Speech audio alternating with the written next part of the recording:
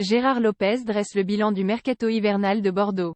Le président des Girondins se félicite d'avoir pu conserver ses meilleurs jeunes malgré les sollicitations et défend son directeur sportif Admar Lopez face aux critiques. Gérard Lopez, quel premier bilan faites-vous de ce mercato hivernal de Bordeaux? Avant de démarrer cette période, on était convaincu qu'on a bien le meilleur effectif de Ligue 2. On voulait renforcer le groupe mais ne surtout pas le dénaturer.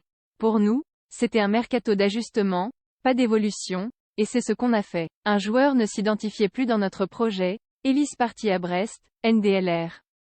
Même s'il s'entraînait bien et était encore professionnel, il n'avait plus la tête à Bordeaux. Ça n'a pas été évident de lui trouver une porte de sortie.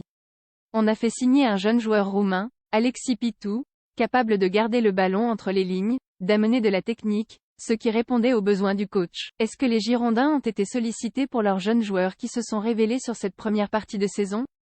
C'est la grosse fierté de notre mercato. On a eu la capacité de garder nos jeunes.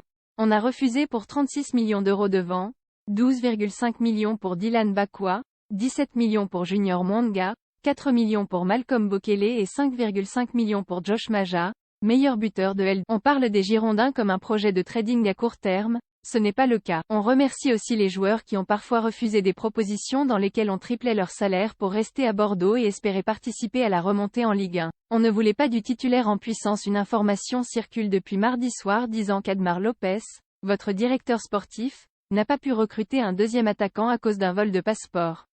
J'ai entendu beaucoup de critiques envers Admar sur son manque de professionnalisme, je peux vous assurer que c'est tout le contraire. Il était au Portugal pour un dossier, on était d'accord avec un club espagnol verbalement pour un jeune attaquant français qui serait venu en joueur d'appoint.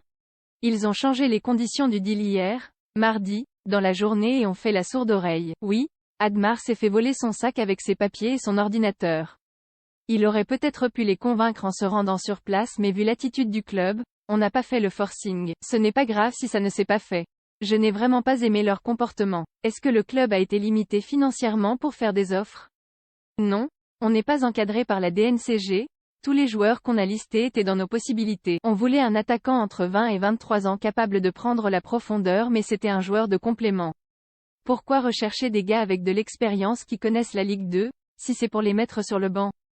Ça n'avait pas de sens. On ne voulait pas de titulaire en puissance, sauf départ de Josh Maja, qui a encore eu des offres le 31 dans la journée, ou de Fran Sergio. Comment l'entraîneur David Guillon a pris la non-signature d'un attaquant supplémentaire? Il connaît son effectif, on a de la qualité. S'il y a bien quelqu'un qui veut remonter avec ce groupe, c'est bien lui. David sait qu'on a le potentiel pour remonter et il a participé à toutes nos décisions sur ce mercato.